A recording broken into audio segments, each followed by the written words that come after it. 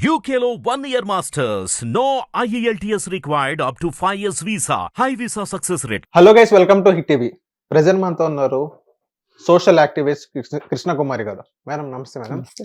Madam ఏదైతే Johnny master మీద issue వస్తుందో, జానీ మాస్టర్ మీద ఏదైతే రాయదుర్గ్ పోలీస్ స్టేషన్ లో 0 FIR కింద కేసు నమోదైంది, అదే కేసు మళ్ళీ నాసింగ్ పోలీస్ స్టేషన్ కి అనేది ఫార్వర్డ్ చేశారు. సో ఇక్కడ ఏదైతే ఆ అమ్మాయి విక్టిమ్ ఏదైతే అమ్మాయి ఉందో, ఆ అమ్మాయి ఏదైతే స్టేట్మెంట్ రాసిందో, జానీ మాస్టర్ నేను మైనర్ గా ఉన్నప్పుడే జానీ మాస్టర్ దగ్గర అసిస్టెంట్ గా జాయిన్ అయ్యాను, అప్పటి నుంచి నా మీద సెక్సువల్ హెరాస్మెంట్ అంటూ చేస్తున్నారు. ఆ అమ్మాయి ఇప్పుడు బయటపడింది.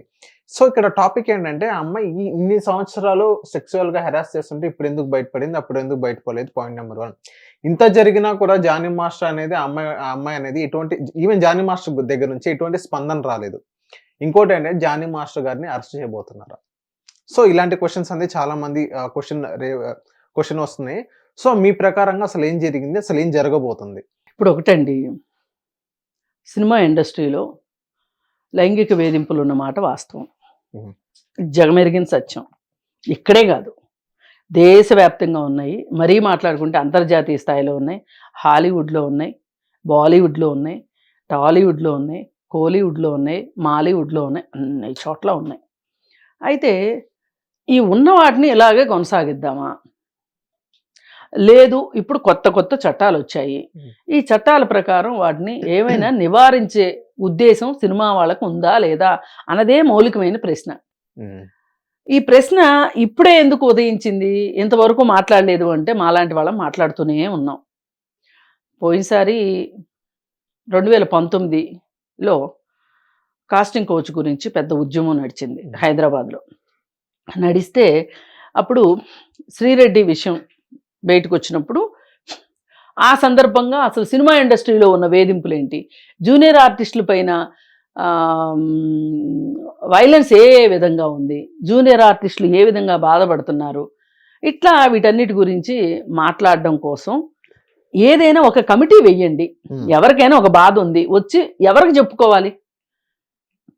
ఇప్పుడు స్కూల్లో ఏమైనా గొడవలు జరుగుతాయి, ముందు మాస్టర్కి చెప్తారు, మాస్టర్ అయిపోయాక హెడ్ మాస్టర్ దగ్గరికి అయితే వెళ్తారు కదా. అలా ఎవరున్నారు ఇక్కడ అనే దాని గురించి మాట్లాడి అడిగి పోరాటాలు చేసి చివరికి పోరాటాలు చేసినా కానీ వాళ్ళు గవర్నమెంట్ దగ్గర నుంచి, ప్రభుత్వం దగ్గర నుంచి ఏమాత్రం చేమగుట్టినట్టు లేకపోతే ఇంకప్పుడు కోర్టులో పిటిషన్ వేసి కమిటీ వేయించుకున్నారు. ఈ కమిటీ వాళ్ళందరూ రిపోర్ట్ ఇచ్చారు. ఆ రిపోర్ట్ ఇంతవరకు బయటికి రాలా. ఎందుకు బయటికి రాలేదంటే, ఇదిగో ఇట్లాంటివన్నీ బయటకు వస్తాయనే బయటికి రాలా. ఎందుకంటే ఎందుకు భయపడాలి? ఒక రిపోర్ట్ వచ్చింది. ఇప్పుడు నాకు ఒంట్లో బాగాలేదని నేను రేడియాలజిస్ట్ దగ్గరికి వెళ్ళానండి. ఓ టెస్ట్ చేస్తారు, రిపోర్ట్ వస్తే ఆ రిపోర్ట్ నేను డాక్టరు నా కుటుంబ సభ్యులు చూస్తేనే కదా ఏంటి సమస్య, దీనికి పరిష్కారం ఏంటి అనుకునేది. అసలు పరిష్కారాలు వద్దు అనుకున్నప్పుడు టెస్ట్లకు వెళ్ళడం ఎందుకు? ఇప్పుడు జబ్బు తగ్గాలనుకుంటేనే కదా టెస్ట్లకు వెళ్తాము. అలాగే ఇప్పుడు సినిమా ఇండస్ట్రీలో మేం చెప్తున్నట్టు కాస్టింగ్ కోచ్ ఉంది, ఇబ్బందులు పడుతున్నారు, మహిళా ఆర్టిస్టులు ఇబ్బంది పడుతున్నారు, జూనియర్ ఆర్టిస్టులు మరీ దోపిడీకి గురవుతున్నారు, ఇవన్నీ చెప్పినప్పుడు ఆ రిపోర్టు ఇంతవరకు బయటికి రాలా. 2022లో ఇచ్చిన రిపోర్టు ఇప్పటికి 2 ఏళ్ళు అయింది, ఇంతవరకు అది బయట కోల్డ్ స్టోరేజ్లో పెట్టేశారు. అయితే ఇప్పుడు జానీ మాస్టర్ కేసు వచ్చింది. అసలు జరగలేదని కొంతమంది కావాలని ఆయన మీద పెట్టించారు, రాజకీయ కోణం ఉందని కాసేపు మీడియా ట్రయల్స్ నడుస్తున్నాయి. ఈ మీడియా ట్రయల్స్ వల్ల ఉపయోగం లేదు, అనవసరం. కొంతమంది చాలా నోరు చేసుకుని మాట్లాడుతున్నారు. ఇప్పుడు జరిగింది అని అమ్మాయి చెప్పింది, ఒక బాధితురాలు చెప్పింది, వినొద్దా?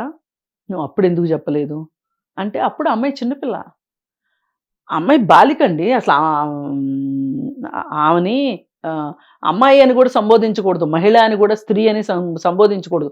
బాలిక 14 ఏళ్ల వయసులో డి ప్రోగ్రామ్కి వచ్చి 16 ఏళ్ల వయసులో నీ దగ్గర అసిస్టెంట్గా నువ్వు పిలిచి, నీకు అవకాశం ఇస్తున్నాను రమ్మని చెప్పి పిలిపించుకొని నువ్వు అవకాశం ఇచ్చి, నువ్వు షూటింగ్ కోసం బాంబేకి తీసుకెళ్ళి ఒక మైనర్ బాలికని తీసుకెళ్ళేటప్పుడు పేరెంట్స్ని తీసుకెళ్ళాలని బుద్ధి జ్ఞానం లేదా నీకు?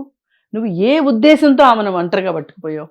2 నీ అసిస్టెంట్లు ఉన్నారు, కానీ ఒక మహిళా అసిస్టెంట్ ఆ అమ్మాయికి పెట్టొద్దా? దున్నపోతులో ఉన్నావు, నీకు 2 అసిస్టెంట్లు కావాలి, చిన్న అమ్మాయికి అక్కర్లేదా? అక్కడే నీ కుట్ర తెలిసిపోతుంది. ఆ రోజు ఎందుకు చెప్పలేదు అని ఇప్పుడు బాగా అసలు జుట్టు నెరిసిపోయిన మేధావులందరూ, బట్టతలలు అయిపోయిన మేధావులందరూ బట్టతలు సవరించుకుంటా మాట్లాడుతున్నారు. నేనంటాను, ఆ రోజు చిన్నపిల్ల చెప్తే ఏమవుతుందో. ఇప్పుడు ఈవ్టీజింగ్ చేస్తుంటారండి బయట కాలేజీకి వెళ్ళేప్పుడు అవును. ఆడపిల్లల్ని. ఇంట్లో చెప్పరు. ఎందుకంటే కాలేజ్ మానేయి అంటారు ఇమీడియట్‌గా. ఫస్ట్ వచ్చే మాట కాలేజ్ మానేయి అని. అవును. ఆబ్వియస్లీ. ఆపేసేయి. ఎందుకంటే బయటికెళ్తే ఇలాగే ఉంటది. మా పరువు పోద్ది అనవసరంగా. ఇంకేమన్నా గొడవ అయింది అంటే పలానా వాళ్ళ అమ్మాయి అంటారు. అలాంటి సమస్య ఈళ్ళకి కూడా ఉంటదిగా. వీళ్ళు చదువులు, గిదువులు అన్నీ పక్కన పెట్టి డాన్సు, ఈ అదేదో ఆర్ట్ అన్నట్లు వచ్చి మొత్తం అన్నీ పక్కన పెట్టేసేసి దానికోసం ప్రాణం ఇచ్చి ఉన్నప్పుడు అక్కడ ఇబ్బందొచ్చింది అంటే ఇంటికెళ్ళిపోతే వాళ్ళు ఏంటి చేయాలి ఇహ? మనం అది కూడా కొంచెం ఆలోచించాలిగా. అవును. ఆ పాప పరిస్థితిలో స్థానంలో మనం ఉండో, మన పిల్లలు ఉండో ఆలోచిస్తే మనకు అర్థమవుతది. అంత చిన్న పిల్ల చెప్పుకోగలదా? లేదు. ఇప్పుడు ఒక అమ్మాయికి పెళ్లి చేసి పంపిస్తాం. పెళ్ళైన వెంటనే చెప్పేస్తదా? మా ఆయన ఇట్లా కొడుతున్నాడు, తిడుతున్నాడు, తాగుతున్నాడు, నా దగ్గర నుంచి డబ్బులు తీసుకుంటున్నాడు, లేతే ఇంకోటి చేస్తున్నాడు చెప్తారా? చెప్పరు. చెప్పకుండా ఏం చేస్తారంటే చూద్దాం మారతాడు. ఈలోపు ఓ పాపో, బాబో పుడతారు. పిల్ల పుట్టారు మారతాడులే అనుకుంటే ఇంకోళ్ళు పుడతారు ఈలోపు. సరే వీళ్ళిద్దరు పుట్టారు కదా అడ్జస్ట్ అవుదామని అడ్జస్ట్ అయిపోతారు.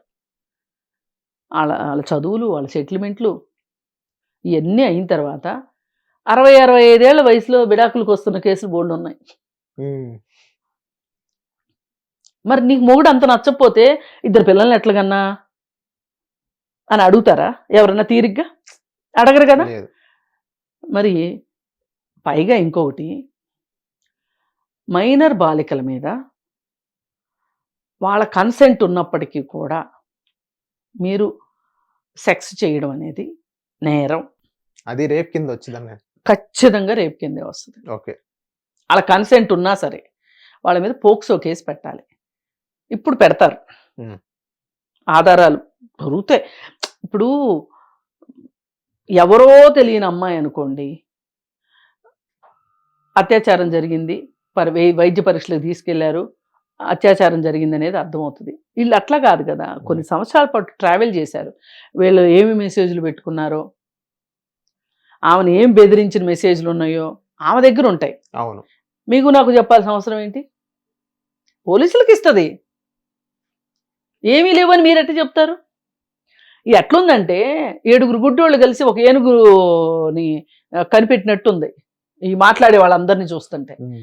సరే ఏది ఏమైనప్పటికీ జీవితంలో వాళ్ళకి జరిగిన వేధింపులు, లైంగిక వేధింపుల గురించి జీవిత కాలంలో వాళ్ళు బతికున్నంత వరకు ఎప్పుడైనా చెప్పుకోవచ్చు.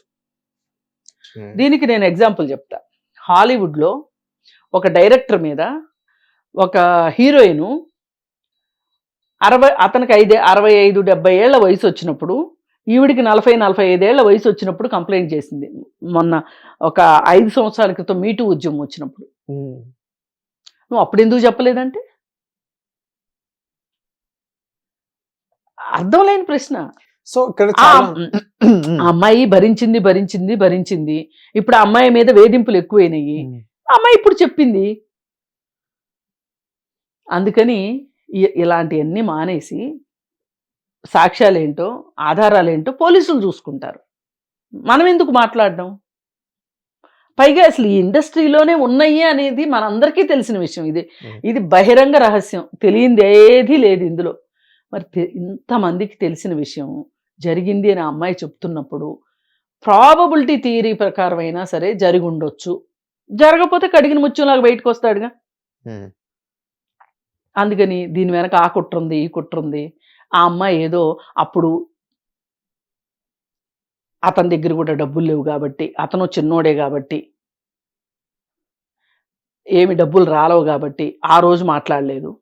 ఇప్పుడు పెద్దోడైపోయాడు కాబట్టి, ఇతని దగ్గర డబ్బులున్నాయి కాబట్టి, ఇప్పుడు కొడితే డబ్బులు రాలుతాయి కాబట్టి, ఇప్పుడు మాట్లాడుతుంది అని మాట్లాడుతున్నారు. అసలు సోయుండి మాట్లాడుతున్నారో లేదో, ఒంటి మీదకి వయసొస్తే సరిపోదు. 16 ఏళ్ల అమ్మాయికి ఇంత ఆలోచన ఉంటదా? హ్మ్.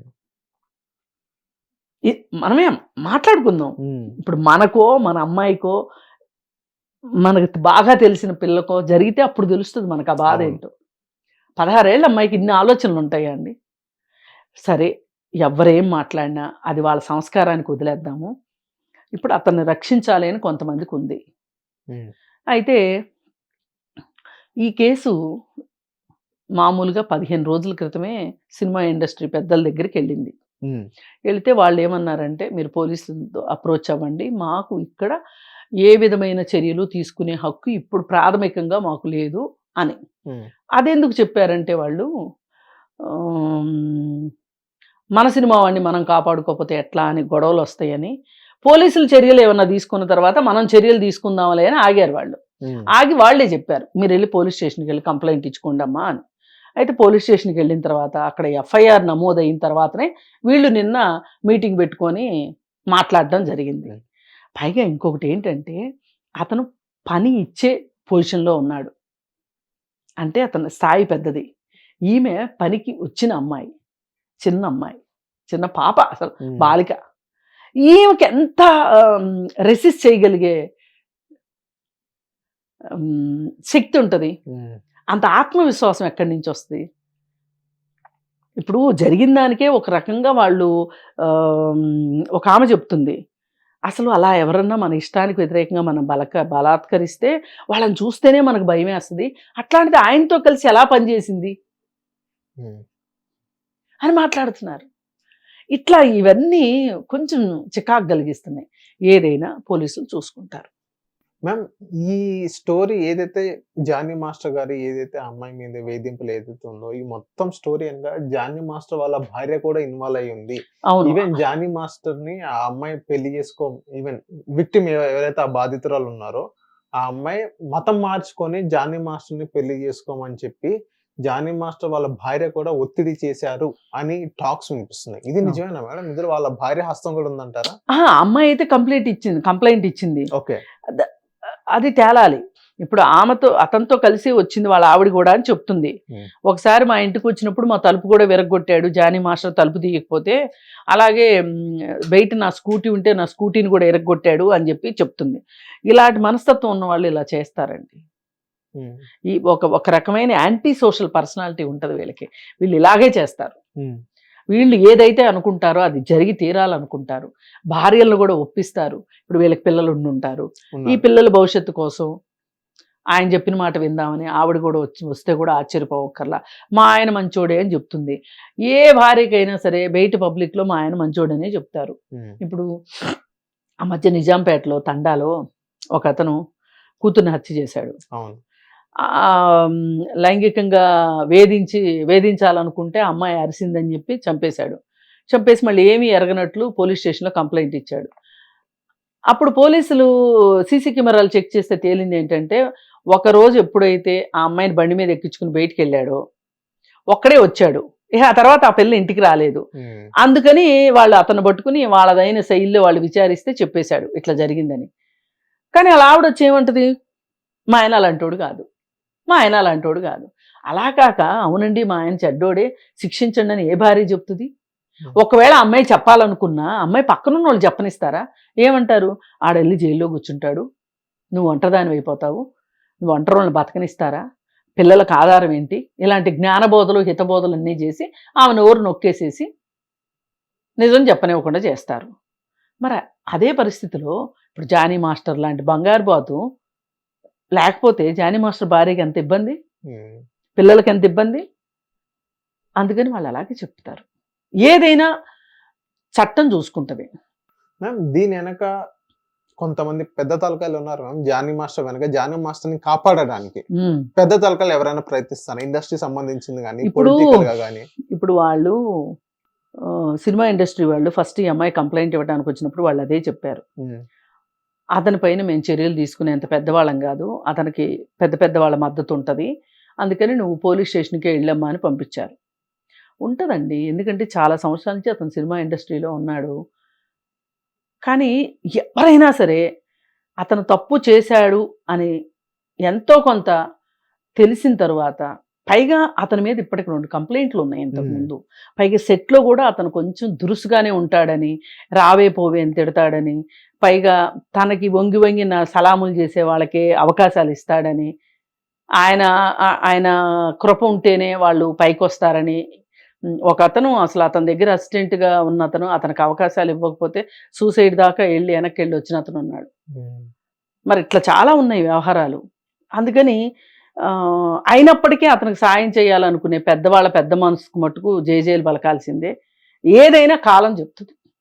మేడం ఇప్పుడు ఆ అమ్మాయి దగ్గరికి కొంతమంది సినిమా ఇండస్ట్రీ వాళ్ళు కొంతమంది ఆ అమ్మాయి దగ్గరికి అప్రోచ్ అయ్యి రాయబేరానికి మాట్లాడుతున్నారని, కేసు వాపస్ తీసుకొని ఆ అమ్మాయి మీద ప్రెషర్ పెడుతున్నారని టీవీ ఛానల్స్ లో మనం చూస్తున్నాము. కానీ ఇవాళ ఇందాక 3 గంటలకి ఆ అమ్మాయి మహిళా కమిషన్ దగ్గరికి కూడా వెళ్ళిందండి. ఇప్పుడు ఆమెకి మహిళా సంఘాల మద్దతు కూడా దొరికింది. అలాగే సమాజం దగ్గర నుంచి కూడా, పౌర సమాజం నుంచి కూడా ఆమెకి మద్దతు దొరుకుతుంది. అందుకని అమ్మాయి కూడా డిసైడ్ అయిపోయింది. ఇంక ఇక్కడ దాకా వచ్చాక నిండా మునిగాక చలే ఉంది, తాడోపేడో తేల్చుకుందాం అనుకుంది. ఎప్పుడైనా ఏ సమస్యకైనా ఇలాంటి రాయబారాలు నడిపే వాళ్ళు ఉంటారు. వాళ్ళు ఉన్నంత మాత్రాన్ని పని జరుగుద్ది అనుకుంటానికి లేదు. వాళ్ళ ప్రయత్నం వాళ్ళు చేస్తుంటారు. మేడం, ఒకవేళ జానీ మాస్టర్ గారు తప్పు చేశాడు అనుకుందాం, నెక్స్ట్ ఆయనకి సినిమా భవిష్యత్తు ఎలా ఉండబోతుంది, రాజకీయ భవిష్యత్తు ఎలా ఉండబోతుంది? తప్పు చేయలేదంటే ఓకే వెళ్ళనుకోండి, తప్పు చేసి రుజువు అయితే గనక కోర్టులో పోలీస్ స్టేషన్లో వేస్తారు, మళ్ళీ కోర్టుకి వెళ్తారు. సో తప్పు చేశారని రుజువు అయితే గనక ఇండస్ట్రీ వాళ్ళకి సంబంధించి వాళ్ళు బైకాట్ చేస్తారు, లేకపోతే ఇండస్ట్రీలోనే ఉంచి సినిమా అవకాశాలు తగ్గించే అవకాశాలు ఉంటాయి. ఇప్పుడు అతన్ని సంఘం అధ్యక్షుడిగా, యూనియన్ అధ్యక్షుడిగా తీసేశారని చెప్పి వార్తలు వచ్చినాయి. ఇలాంటివి ఒక రకంగా అతని ఆత్మవిశ్వాసాన్ని ఎంత అవునన్నా కాదన్నా దెబ్బతీస్తాయి. అప్పుడు అతని ప్రొఫెషన్ మీద కూడా అది దెబ్బ పడుతుంది. అతని కాన్సన్ట్రేషను, అతని ఆత్మవిశ్వాసం వీటన్నిటి మీద కూడా దెబ్బ పడుతుంది. సహజంగానే ఇలాంటి ఆరోపణలు వచ్చిన తర్వాత వాళ్ళు కొంచెం నెమ్మదిగా వెనక్కి వెళ్ళిపోయే పరిస్థితి ఉంటుంది. కెరీర్లో దెబ్బతినే మాట వాస్తవమే. పైగా ఎవరైనా చూస్తూ ఇలాంటి వాడితోనా అనే ఇప్పుడు కొత్తగా వచ్చే పిల్లలు కూడా ఆలోచిస్తారు కదా ఇట్లాంటి వాళ్ళ పక్కన. అందుకే ఇట్లాంటి వాటి పట్ల చాలా అప్రమత్తతో ఉండాలి, చాలా జాగ్రత్తతో ఉండాలి. ఇంత అతివేషాలు వేస్తే ఇలాగే అవుతుంది. అందుకని చెప్పి ఏదైనా అతని పైన అయితే అతని కెరీర్ మీద ఇది ప్రభావం ఖచ్చితంగా ఉంటుంది, అందులో నో డౌట్. కాకపోతే వీళ్ళందరి ధైర్యం ఏంటంటే ఇది కోర్టు దాకా వెళ్లకుండా సెటిల్ చేసుకుంటాను అనే ఒక ధైర్యం వీళ్ళకుంటుంది. పైగా కోర్టుకు వెళ్ళిన తర్వాత కూడా అబ్బో ఎన్నో సంవత్సరాలు పట్టుద్ది అనుకుంటారు. ఈలో ప్రపంచం అంతా మర్చిపోతుంది. ఒక 2 సంవత్సరాల తర్వాత ఎవరు మాట్లాడుకుంటారండి వీళ్ళ గురించి? నిజంగానే అతని స్కిల్ ప్రకారమే అతను ఉన్నాడు అనుకోండి, ఎవరైనా ఎందుకు పట్టించుకుంటారు? స్టార్టింగ్లో కొంచెం ప్రాబ్లం ఉంటుంది, అప్పుడు నిలదొక్కున్నాడు అనుకోండి 4 రోజులు ముందుకెళ్తాడు, లేదు అనుకుంటే వెనక్కిపోతాడు.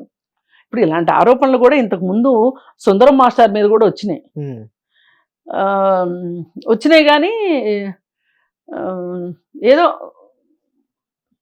ముందుకు వెళ్ళారు అంతే. మేడం, ఇదే ఇష్యూ మీద పూనం కౌర్ గారు తన సోషల్ మీడియా ఎక్స్ మీడియా వేదికకు ఒక ట్వీట్ చేశారు త్రివిక్రమ్ శ్రీనివాస్ గారి మీద. సో ఏదైతే ట్వీట్ చేశారో పూనం కౌర్ గారు త్రివిక్రమ్ గారు ఇటు జానీ మాస్టర్ వైపు వెళ్ళి చూపిస్తున్నారు. వీళ్ళిద్దరు వెనక ఒక పెద్ద తల పవన్ కళ్యాణ్ గారు ఉన్నారు. సో ఈ సెగ్మెంట్ ఆఫ్ పీపుల్ ఇలా ఎప్పుడైతే పూనం కౌర్ గారు ట్వీట్ చేశారో, ఒకప్పుడు పూనం కౌర్ గారు కూడా ఇలాగే ఇష్యూ కాస్టింగ్ కావచ్చు ఇలాగే బాధపడిన అంశం మనం చూసాం.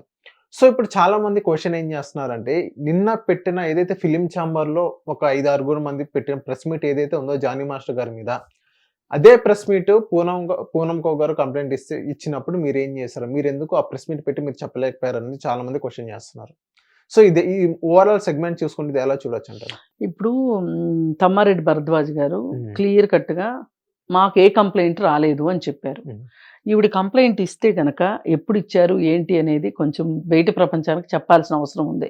ఇప్పుడు ఆయన అబద్ధం ఆడతాడని నేను అనుకోను, కానీ మీరు ఫలానా రోజు నేను కంప్లైంట్ ఇచ్చాను అని ఏదైనా ఒక ప్రూఫ్ ఎలాగో బయటకు వచ్చారు కదా, ఊరికే దాగుడు మూతలు ఆడినట్లు వచ్చి రాకుండా వచ్చి అట్లా చేయకుండా పకడ్బందీగా ఇప్పుడు ఈ అమ్మాయి ఎలా వచ్చిందో డాన్సరు, అలా మీరు కూడా ముందుకు వచ్చి వీళ్ళకు ఒక కంప్లైంట్ ఇవ్వండి మళ్ళీ ఫ్రెష్గా. లేదు అనుకుంటే పోలీస్ స్టేషన్కి వెళ్ళి కంప్లైంట్ ఇవ్వండి. పోలీస్ స్టేషన్కి వెళ్ళినప్పుడు ఎఫ్ఐఆర్ చేశారనుకోండి, అప్పుడు వీళ్ళు కూడా యాక్షన్ తీసుకుంటారేమో. ఇప్పుడు వీళ్ళు మాకు ఇవ్వలేదు కంప్లైంట్ అంటున్నారు, మీరేమో ఇచ్చారంటున్నారు. ఆధారం ఏదన్నా చూపెట్టండి.